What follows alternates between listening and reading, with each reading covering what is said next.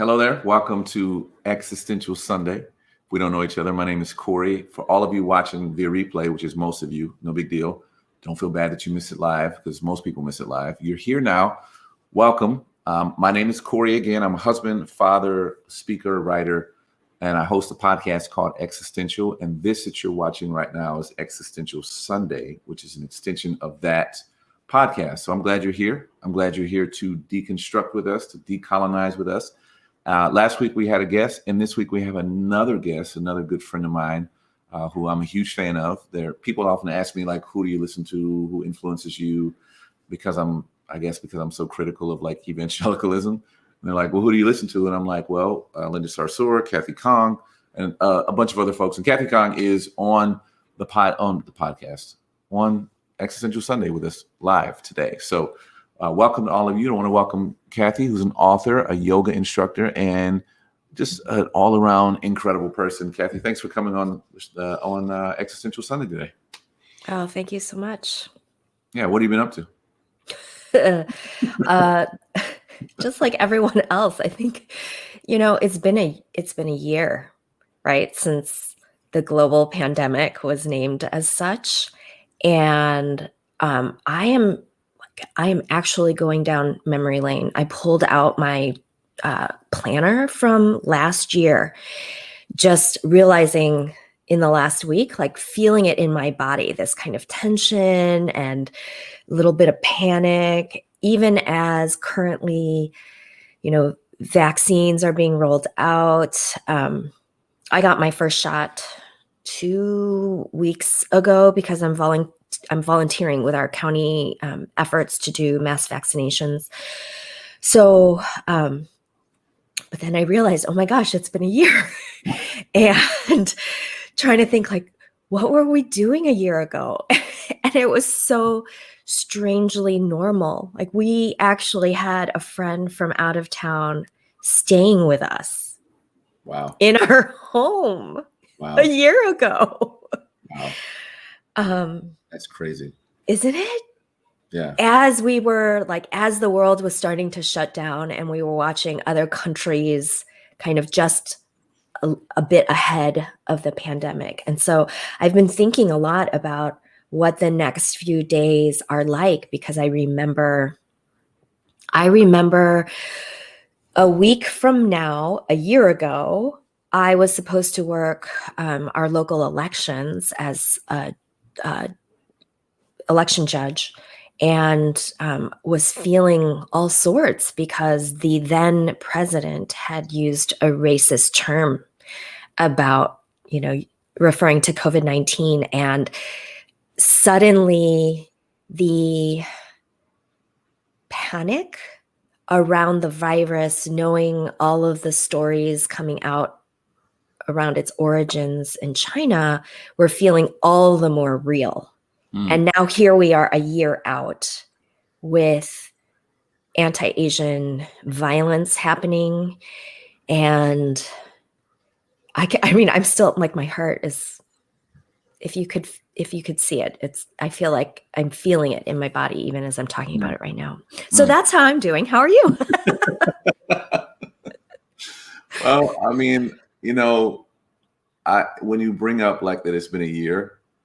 I was looking at like Snapchat this morning, some memories, and going back to like when the pandemic first started, I was trying all these things to cope with the reality that there was nothing to do. Like when it first started here in the Bay Area, it was really locked down. Like there was no golf, it was just basically only essential things open. And so I would take a walk, I would come home. We stocked our house with food and toilet paper and all those other kind of things that people were out trying to do. And I felt all of that all over again. It's so funny you say that about in your body, because as I watched that video of me playing guitar, I was like, oh, like I've felt that again. And I can't imagine feeling again the weight of being a part of the group of people that are blamed for the fact that the entire world is in a pandemic, and having that rhetoric repeated over and over and over again. And from what I understand, from that time till now is where we trace back this this rise in violence towards Asian Americans. Like, and I have on purpose, like, not come on Existential Sunday and been like talking about it because I don't feel like it's my place. I feel like I want to make space for folks like you who I have learned from, who I watched talk about this. So just want to give you the floor to like really like talk to us about what's happening and what our posture should be as people who, you know, are wanting to contend for a better world and decolonize our worldview. Like how should we be talking about and engaging in what's happening in that community right now? Sure. Well, and it's tricky too because I am not currently in an Asian American community, so to speak, right? So I don't attend an Asian American church. I live in a fairly white suburb, and I have no cultural or like family ties to Chinatown, the Bay Area, or Chinatown, New York City.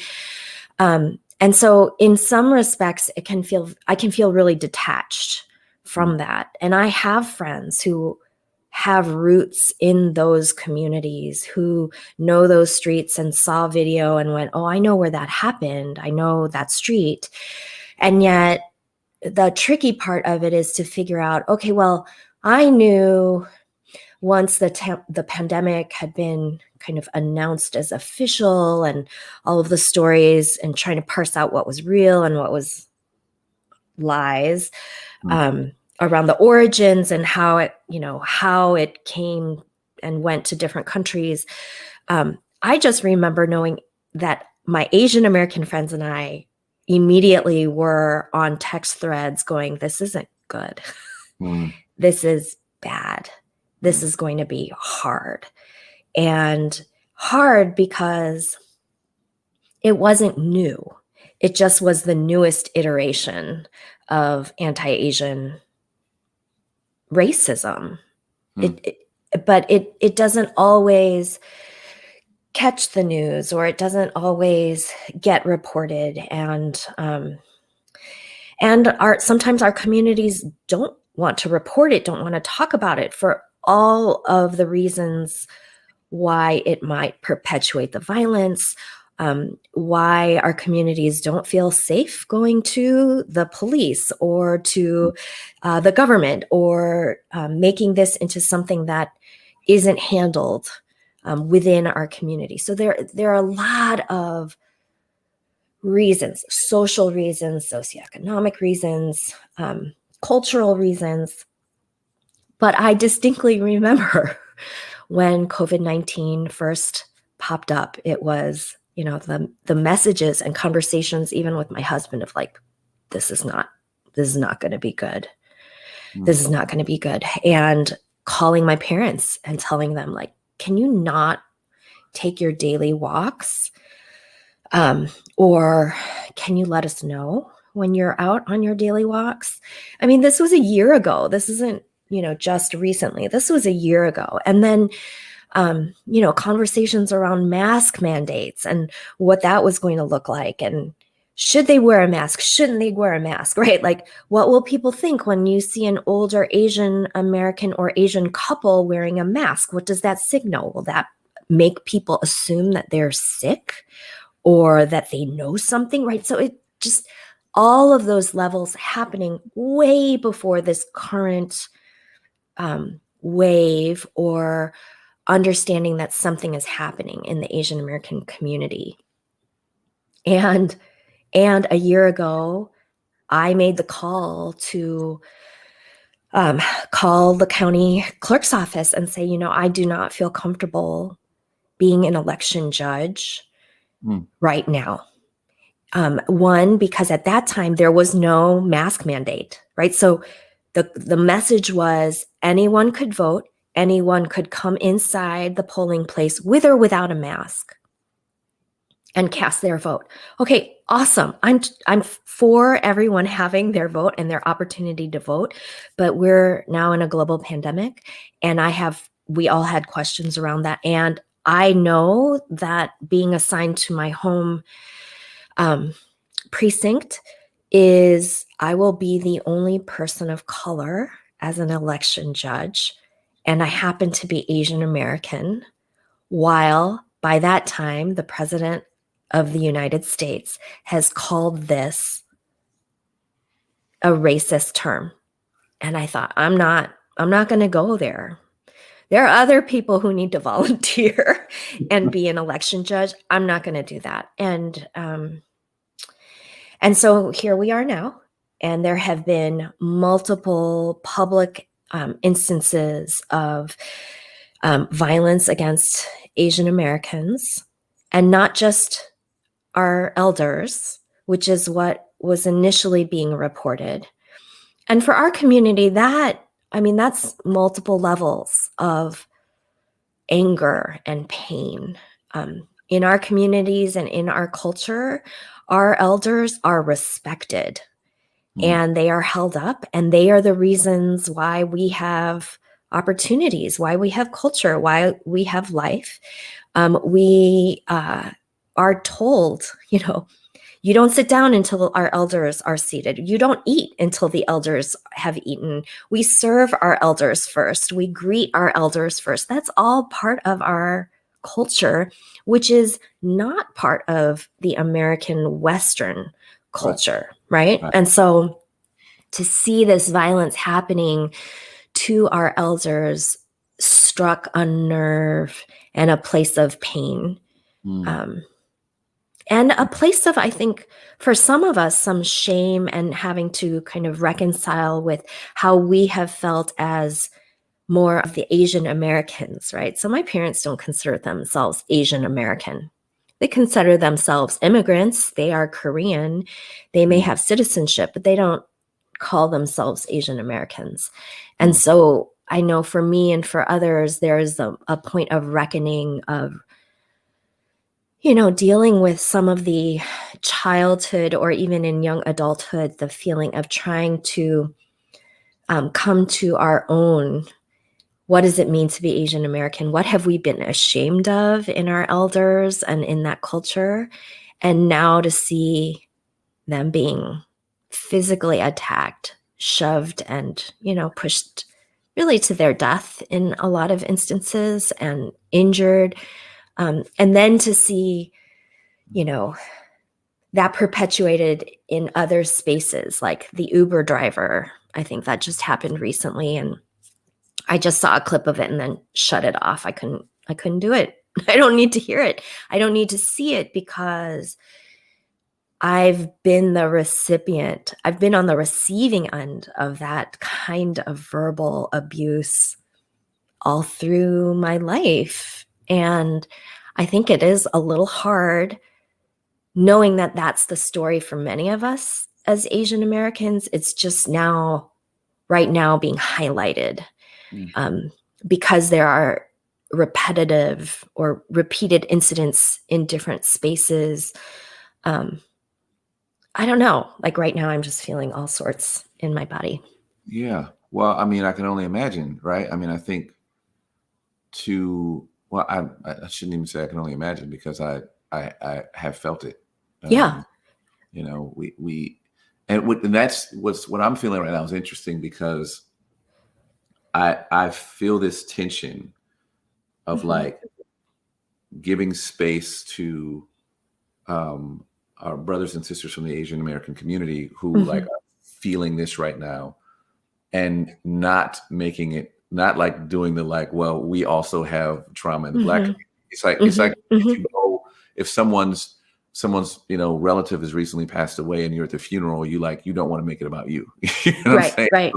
So I feel that tension, while at the same time knowing that in the United States, the trauma that all of us as people of color feel is never on a break. It's constant.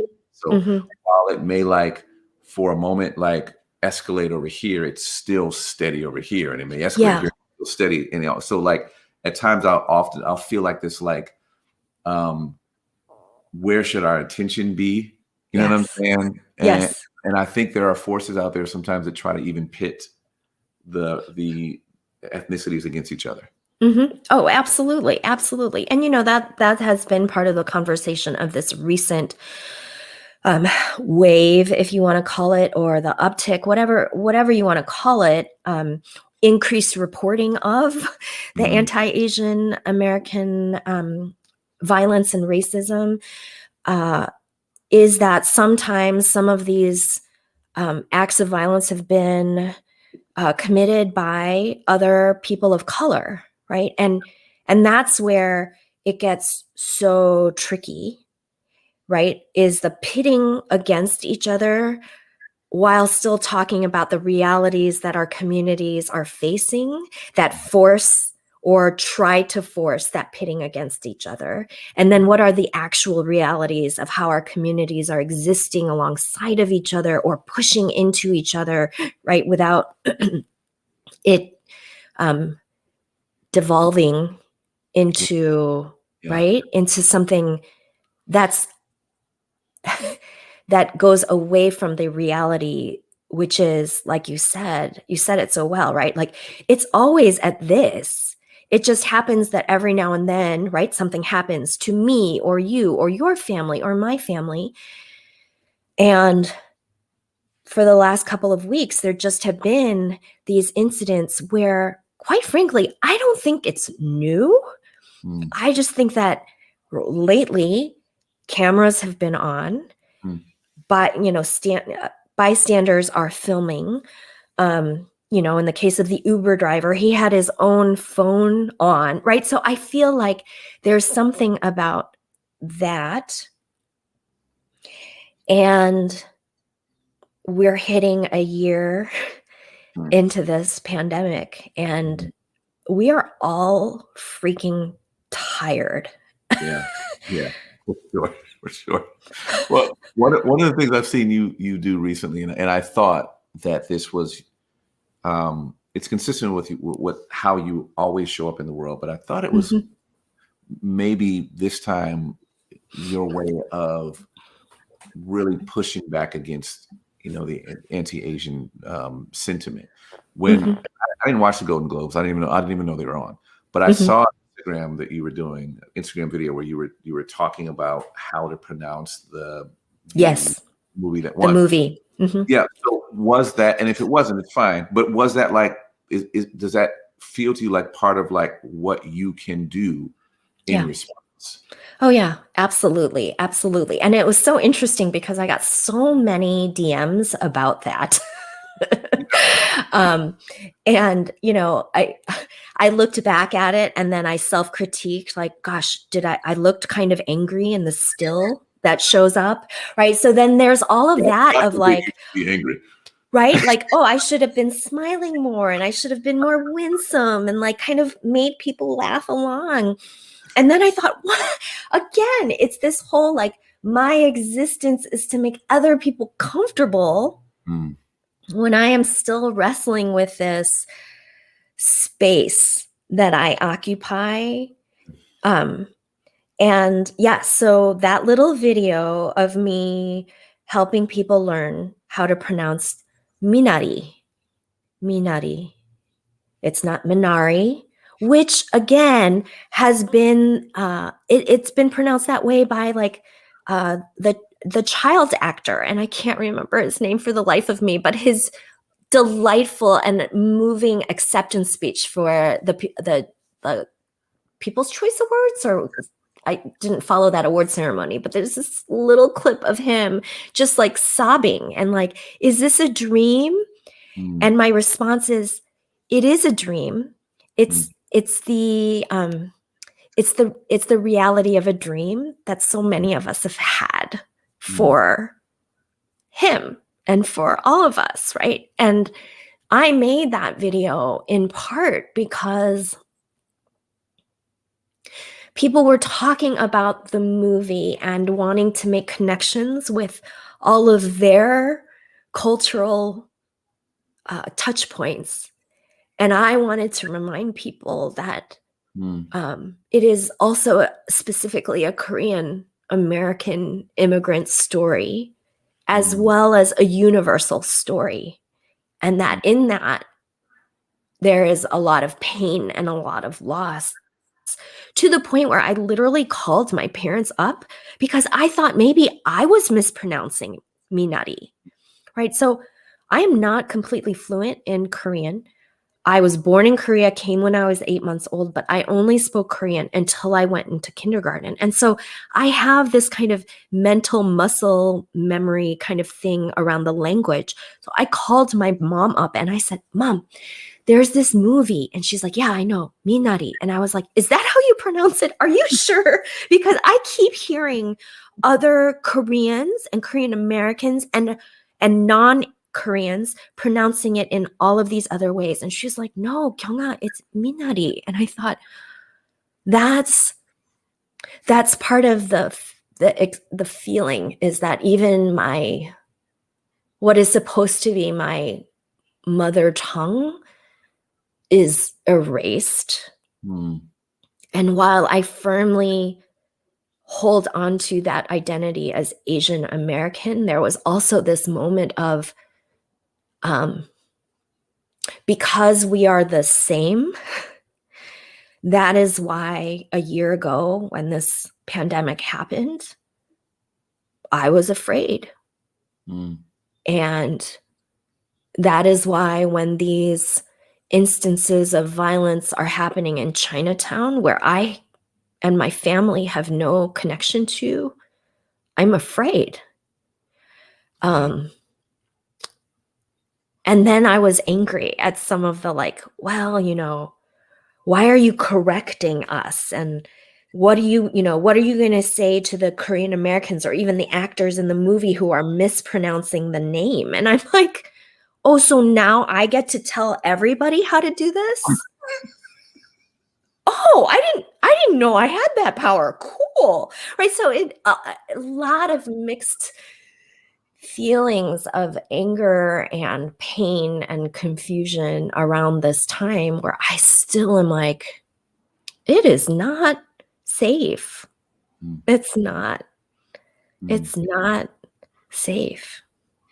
I can hear like the pain as you talk about it. It's even probably more so than, I mean, we've talked now a couple of times on the podcast, just talking, and I've not heard this amount of grief in your voice before. And you wrote a book called Raise Your Voice. And I think what I'm hearing right now is you doing that through grief. Right? And I think it's a gift to us. Right. And I feel that, right? And I feel like that you've really offered a gift to us by like saying, I'm going to speak and I'm going to raise my voice through the grief. Even in that video you were doing, it's like, raising your voice. We talked about it on the podcast, but there's folks that watch Existential Sunday that maybe haven't listened to the podcast. Was that book equal parts from the identity of being Korean and a woman? Yes. Okay. So can you talk to us about raising your voice from that place, like that being here in the United States, in Western evangelical milieu, as raising your voice in the midst of that?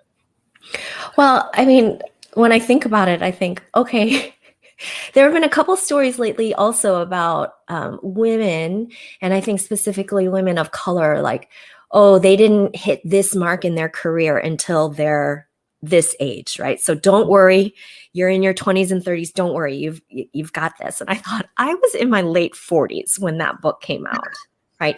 And I keep thinking, if I were a man, I would have written that book in my 20s. I would have been 20 something and been like, I have this book idea, and so I'm going to do it. And quite frankly, if I were a white woman, I probably would have written that book in my early 30s and been like, yes, speak your truth and name your reality and, all of this kind of stuff. And so even kind of the backstory of writing a book proposal is about finally raising my voice, is that sense of who gets to be an expert. Wow. And what do they have to do to be an expert in that area? And for me, it was, even as I wrote that proposal and then finally the book, it was, I have been doing this thing my entire life is trying to figure out how loud I can be, or how present or fully me I can be, how acceptable is my English or my Korean, or how threatening, which is so interesting, right? Because the stereotypes around Asian Americans and Asian American women can be like, oh, we are so quiet, or we're like dragon lady. And right, so, and because you're a black man, right? So you're just scary. You're cute like until you're 5, and then you're just scary as hell, right? So it's this jump from like, I am this docile, like Scary. Right? Like, love you long time, kind of whatever. And then I'm like dragon lady. And so, yes, that book is absolutely written as a Korean American, Asian American woman. And my friend Barney Lynn is the one who talked about like modulating our anger, modulating our grief, and feeling like that is the life of people of color across the board. Across the board. And I think particularly for women and women of color, modulating our physical presence, because we're either a threat or we are threatened. The cat calls, oh, you should smile. Why aren't you smiling? And that still happens on a daily basis, right? So that book is written very much from that space. And I think the hard thing is then people will look at it and go, well, that's not for me. And my pushback to that is always, well, okay, well, what about all of those leadership books by white men? They are most definitely written from that space of a white man. We just think that somehow they have like the universal language of leadership. And I think that's why we're so freaking tired, Corey, because we're reading this stuff and we're always contextualizing it. Or maybe we don't read that stuff anymore, because I don't. But other people do. And they go, oh, have you read this book? No. Yeah. It's a whole ass thing that creates this normativity for leadership, Euro based. Yeah. So, like, no one else's lived experience, no one else's culture, no one else's way of seeing the world and moving throughout the world is a valid source for leadership instruction. It's like we may check into it for like Black History Month or Women's History Month or International Women's Day. We'll check into those things, but ultimately when we want to get serious, it's easy to hear from a white man. Right. I love that you name that. I love that you name it. I love that you talk about it in the book. Thanks so much for taking this time with us. I know people never want me to wrap the conversation. They always want me to just keep going and going and going. But maybe leaving you wanting more is the best I can do for you. So, folks that are watching, thank you so much. You can pick up Kathy's book, and we'll put someone probably already is. I'm not looking at the chat, but somebody probably already has put a link in the chat to that book. I guess just don't use Amazon. Apparently, we're not using Amazon right now. So some other link for the book, or you can buy the hard copy, whatever you want to do. But make sure you get the book. It's amazing. Kathy, thanks so much. Thank you, Corey. Grace and peace to all of you. Until next time.